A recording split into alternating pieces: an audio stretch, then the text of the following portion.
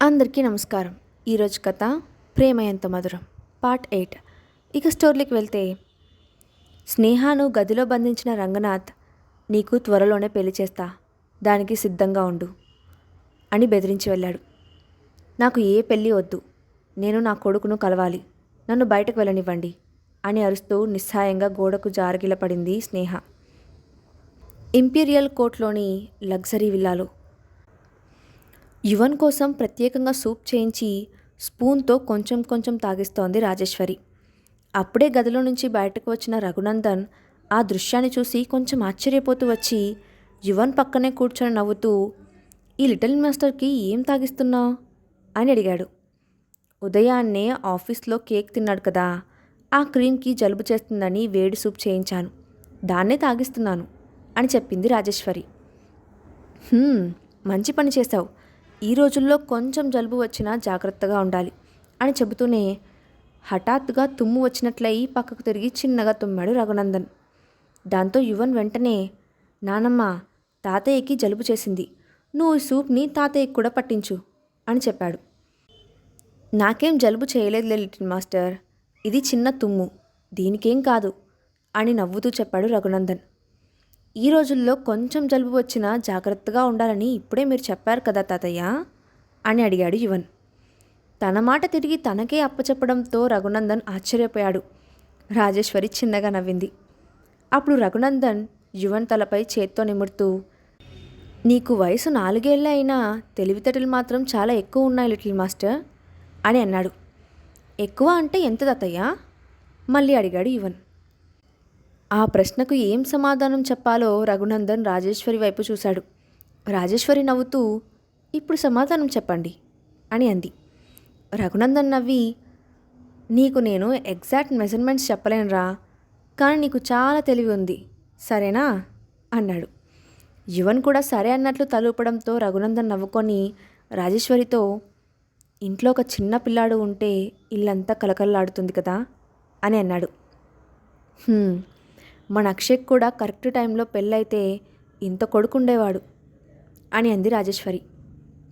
ఆ మాటకి రఘునందన్ నవ్వి, రాజేశ్వరి, నువ్వు యువన్ని చూసిన ఆనందంలో మన కొడుకుని మరీ పెద్దవాడిని చేసేస్తున్నావు, వాడికి అంత పెద్ద ఏజ్ ఏం లేదు అని అన్నాడు. నా కొడుక్కి పెళ్ళేజ్ వచ్చిందో లేదో నాకు తెలియదా, కొంచెం కోపంగా చూస్తూ అంది రాజేశ్వరి.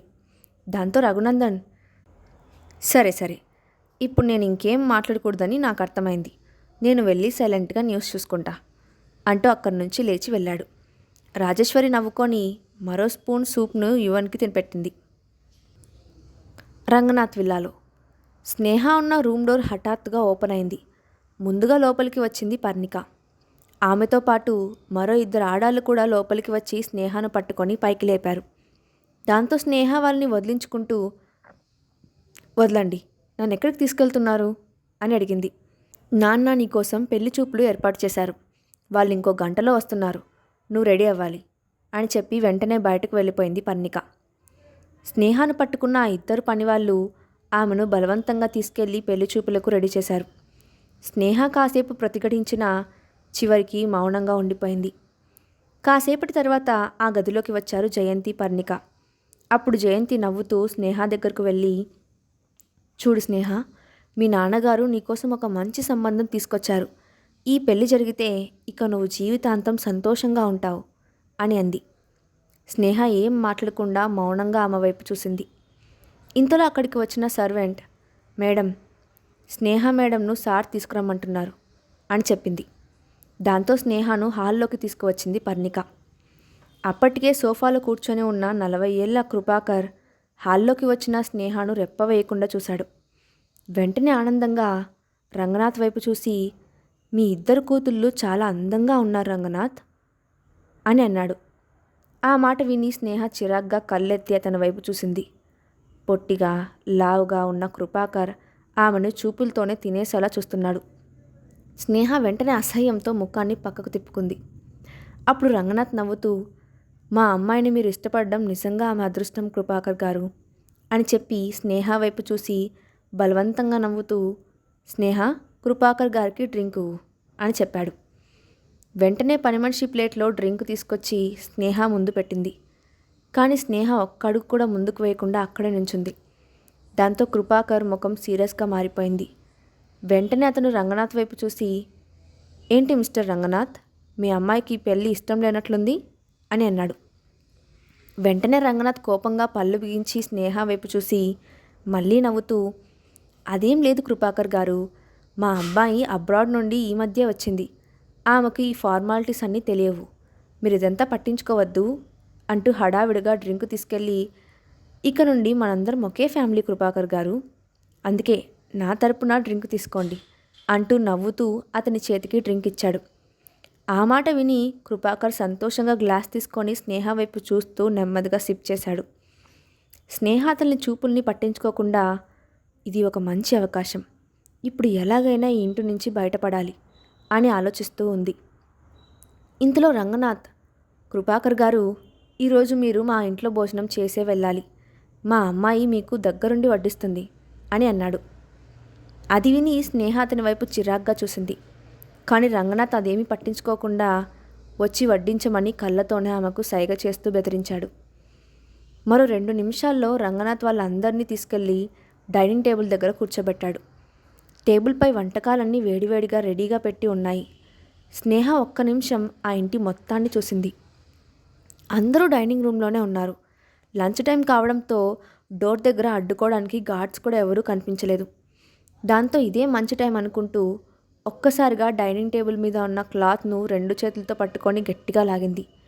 దాంతో టేబుల్పై ఉన్న వంటకాలు గిన్నెలన్నీ ఎగిరి చెల్లాచెదురుగా పడిపోవడంతో ఆ ప్రదేశం మొత్తం తీవ్ర గందరగోళంగా మారిపోయింది.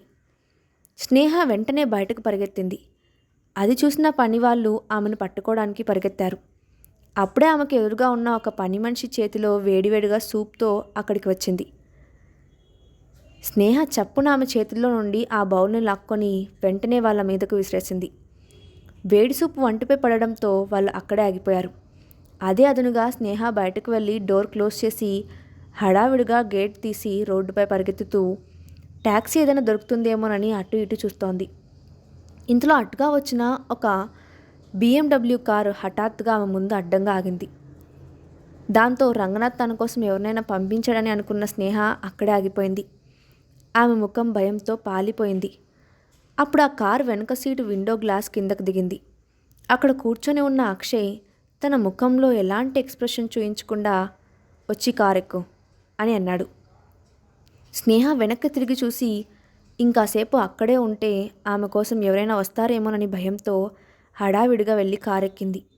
దాంతో కారు అక్కడి నుంచి వేగంగా దూసుకెళ్ళిపోయింది. కారులో అక్షయ్ పక్కనే కూర్చున్న స్నేహ ఇంకా భయంతో వెనక్కి తిరిగి చూస్తోంది. అప్పుడు అక్షయ్ ల్యాప్టాప్లో కీబోర్డ్పై ఏదో టైప్ చేస్తూ, మనం చాలా దూరం వచ్చేసాం, వాళ్ళిక రారు అని అన్నాడు. దాంతో స్నేహ కొంచెం రిలాక్స్గా ఊపిరి పీల్చుకుంటూ అతని వైపు చూసి ఇబ్బందిగా నవ్వుతూ, థ్యాంక్ యూ అని అంది. అక్షయ్ 2 రోజుల కోసం బిజినెస్ పనిపై ఊరెళ్ళాడన్న మాటే గాని అతని మనసులో స్నేహకు ఏమైందో అనే ఆందోళన వెంటాడుతూనే ఉంది. దాంతో అతను 2 రోజుల కోసం అని వెళ్ళిన ఆ ట్రిప్ క్యాన్సిల్ చేసుకొని మళ్ళీ తెల్లారే కారులో హైదరాబాద్కు బయలుదేరాడు. ఈలోగా అసిస్టెంట్ అతనికి కాల్ చేసి స్నేహను రంగనాథ్ తన ఇంట్లోనే బంధించాడని చెప్పాడు. దాంతో ఈరోజు ఎలాగైనా ఆమెను విడిపించాలని అక్కడికి వచ్చాడు. ఈలోగా రోడ్డుపై పరిగెడుతున్న స్నేహ అతని కంటపడింది. తప్పించుకొని వచ్చి ఉంటుందని అర్థం చేసుకొని ఆమెకు లిఫ్ట్ ఇచ్చాడు అక్షయ్. అతని పక్కన కారులో కూర్చున్న స్నేహ ఇబ్బందిగా ఫీల్ అవుతూ, నేను కొంచెం దూరంలో కారు దిగిపోతాను అని అంది. అర్జెంటుగా హోటల్కి వెళ్ళి తన కొడుకు యువన్ ఎక్కడికి వెళ్ళాడో తెలుసుకోవాలని ఆమెకు ఆరాటంగా ఉంది. పిల్లాడు కనిపించకుండా వెళ్ళి 2 రోజులైనా ఒక తల్లిగా ఇంతవరకు ఎలాంటి ప్రయత్నం చేయలేని స్థితిలో ఉన్నందుకు ఆమె తనను తాను నిందించుకుంది. దీనికి అంతటికీ కారణమైన తండ్రిని చెల్లిని తలుచుకోగానే ఆమె అనుకోకుండా కోపంతో పిడికిలి బిగించింది. వెంటనే చేతులు మంటగా అనిపించడంతో అని ముఖం చిట్లిస్తూ చేతివైపు చూసుకుంది. ఆమె చేతుల్లో ఎర్రగా కాలిన బొబ్బలు కనిపించాయి. ఆ ఇంటి నుండి బయటపడే తొందరలో వేడివేడి సూప్ను వంట మనిషి దగ్గర నుండి లాక్కున్నప్పుడు అవి తన చేతుల్లో పడి కాలాయన్న సంగతి ఆమెకప్పుడు గుర్తొచ్చింది. అప్పటిదాకా ఆవేశంతో ఉన్న స్నేహ వాటన్నిటినీ గురించి పట్టించుకునే పరిస్థితుల్లో లేదు. కానీ ఇప్పుడు కాలిన చర్మం మంట పెట్టేస్తోంది. పక్కనే ఉన్న అక్షయ్ ఆమె చేతుల వైపు చూశాడు. ఆ గాయాలను చూసి నుదురు చిట్లిస్తూ, మీ చేతులకు గాయాలయ్యాయి, హాస్పిటల్కి వెళ్దాం అంటూనే డ్రైవర్తో హాస్పిటల్కి పోని అని చెప్పాడు.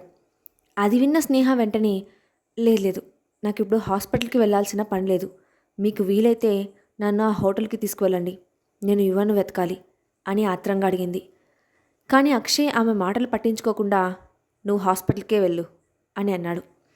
ఆమె ఎంత చెప్పినా అక్షయ్ మళ్ళీ హాస్పిటల్కి వెళ్ళమని చెప్పడంతో స్నేహ కొంచెం కోపంగా, మీరేం చేస్తున్నారు, నేను చెప్తుంది వినిపించడం లేదా, నా కొడుకు మిస్ అయ్యి 2 రోజులైంది, నేను అర్జెంటుగా వెళ్ళి యువన్ను వెతకాలి, ఒకవేళ మీరు హోటల్కి తీసుకొని వెళ్ళకపోతే నన్ను ఇక్కడే అని ఆమె ఆవేశంగా మాట్లాడుతూ ఉండగానే అక్షయ్ హఠాత్తుగా ఆమె చేతిని పట్టుకున్నాడు. దాంతో ఆమె నోరు ఒక్కసారిగా మూతపడిపోయింది. అతనేం చేస్తున్నాడో అర్థం కానట్లుగా తన చేతి వైపు చూసుకుంది స్నేహ. అక్షయ్ ఆమె చేతిపై ఉన్న తన చేతిని చిన్నగా తడుతూ, ప్లీజ్ బీ సైలెంట్ అని అన్నాడు. దాంతో స్నేహ నోరు మూగబోయింది. మెల్లగా అతని చేతి నుండి తన చేతిని దూరం చేసింది. కారు కాసేపటికి హాస్పిటల్ ముందు ఆగింది. లోపలికి రా అంటూనే కార్ దిగాడు అక్షయ్. స్నేహకు మరో దారి లేకపోవడంతో కార్ దిగి అతని వెనకే వెళ్ళింది. 10 నిమిషాల్లో డాక్టర్ ఆమె గాయాలకు ఆయింట్మెంట్ రాసి చిన్న కట్టు కట్టాడు. ఆ తర్వాత కార్ దగ్గరకు వచ్చిన ఆమె అక్షయ్తో, ఇక్కడి దాకా వచ్చి హెల్ప్ చేసినందుకు థ్యాంక్స్, ఇక నేను బయలుదేరుతాను అంటూ హడావిడిగా రోడ్డుపైకి వెళ్ళబోయింది. అక్షయ్ వెంటనే, నువ్వు కార్ ఎక్కు అన్నాడు. ఆ మాటకు స్నేహ అతన్ని విచిత్రంగా చూసి, లేదు, ఇప్పుడు నేను అర్జెంటుగా వెళ్ళాలి అంటూ మళ్ళీ 2 అడుగులు ముందుకు వేసింది.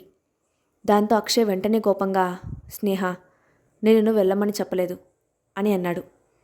అతను తనపై అధికారం చూపిస్తూ మాట్లాడడంతో స్నేహ అతన్ని సీరియస్గా చూసి, మీరేం మాట్లాడుతున్నారు, నేను వెంటనే వెళ్ళాలి అంటూ ఇంతలో ఏదో గుర్తొచ్చినట్లు, హో సారీ, నీ ట్యాక్సీ ఛార్జ్ నెక్స్ట్ టైం నేను కలిసినప్పుడు ఇస్తాను, ఇప్పుడు నా దగ్గర డబ్బులు లేవు అని అంది. ఆ మాట వినగానే అక్షయ్ కోపం నశాలను కంటింది. దాంతో అతను, ఈమె పదే పదే నా సెల్ఫ్ రెస్పెక్ట్ని దెబ్బతీస్తుంది, ఈసారి ఈమెకు మంచి గుణపాఠం చెప్తాను అనుకుంటూ, సరే నీ ఇష్టం, నేను నిన్ను నీ కొడుకు దగ్గరకు తీసుకెళ్దాం అనుకున్నాను, కానీ నీకు అతన్ని చూడడం ఇష్టం లేనట్టుంది, కాబట్టి నీ ఇష్టం వచ్చినట్లు వెళ్ళిపో అని చెప్పి వెంటనే కారెక్కి డ్రైవర్తో, కార్ స్టార్ట్ చేయి అని అన్నాడు.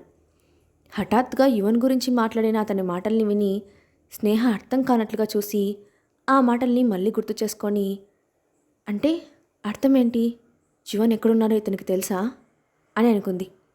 వెంటనే ఆమె కళ్ళల్లో ఆశ మెరిసింది. దాంతో హడావిడిగా కారు వెనకే పరిగెడుతూ, అక్షయ్ గారు ప్లీజ్ ఆగండి, కారు ఆపండి అంటూ అరవడం మొదలుపెట్టింది. అక్షయ్ తన వెనకే వస్తున్న స్నేహను రేర్ వ్యూ మిర్రర్లో నుండి చూస్తూ చిన్నగా నవ్వుకున్నాడు. ఆమె ఎన్ని కేకలు వేసినా వెనక్కి తిరిగి చూడకుండా డ్రైవర్తో మాత్రం, కారు చిన్నగా పోనివ్వు అని చెప్పాడు. యువన్ కోసం ఆమె తప్పకుండా తన కారు వెనకే వస్తుందని అతనికి తెలుసు. నిజానికి అతను కావాలని తనను కారు వెంట పరిగెత్తిస్తున్నాడని స్నేహకు కూడా అర్థమైంది. అయినా ఇప్పుడు ఆమెకు మరో దారి లేకపోవడంతో అతని కారు వెనక ఆగకుండా పరిగెడుతూ, అక్షయ్ గారు కారు ఆపండి ప్లీజ్ అని అరుస్తూనే ఉంది. కాసేపటికి ఇక స్నేహ పరిగెత్తలేక రోడ్డు మధ్యలో ఆగి రొప్పుతూ వెళ్తున్న కారు వైపు చూసింది. అదంతా చూసిన అక్షయ్ ఆమె అలసిపోయిందని అర్థం చేసుకొని నవ్వుకున్నాడు. అప్పుడు కారు మెల్లగా వెనక్కి వచ్చింది. అక్షయ్ గ్లాస్ డోర్ కిందకి దించి ఆమె వైపు చూసి, ఎందుకు ఆగిపోయావు అని అడిగాడు. దాంతో స్నేహ అతని వైపు మింగేసేలా చూస్తూ, ఇప్పుడు యువన్ గురించి నీకు తెలుసు కాబట్టి బ్రతికిపోయావు అని లోపలే అనుకుంది. స్నేహ మనసులోని మాటలను ఊహించిన అక్షయ్ తనలో తానే నవ్వుకొని, వచ్చి కారెక్కు అని అన్నాడు. ఈసారి ఆమె అతనితో వాదించే ధైర్యం చేయలేదు. వెంటనే హడావిడిగా డోర్ తీసుకొని కారులో కూర్చొని, యువన్ ఎక్కడున్నాడో మీకు తెలుసా అని అడిగింది. ఇప్పుడు నువ్వు అక్కడికే వెళ్తున్నావు కదా, కొంచెం ప్రశాంతంగా ఉండు, నువ్వే చూస్తావు అన్నాడు అక్షయ్. దాంతో ఆమె తన ఆతృతను కంట్రోల్ చేసుకొని మౌనంగా ఉండిపోయింది. అక్షయ్ మాటలు విన్న తర్వాత ఆమె కొంచెం ఉపశమనంగా అనిపించడంతో గ్లాస్ విండోలో నుంచి బయటకు చూస్తూ కూర్చుంది. కాసేపటికి కార్ ఇంపీరియల్ కోర్ట్లోని మోస్ట్ ఫేమస్ విల్లా ముందు ఆగింది. అక్షయ్ స్నేహల బంధం ఏ మలుపు తిరగబోతోంది నెక్స్ట్ పార్ట్లో చూద్దాం. ఈ స్టోరీ అప్డేట్ ఎలా ఉందో కింద కామెంట్ బాక్స్లో మీ ఒపీనియన్ని షేర్ చేయండి. Thanks for watching.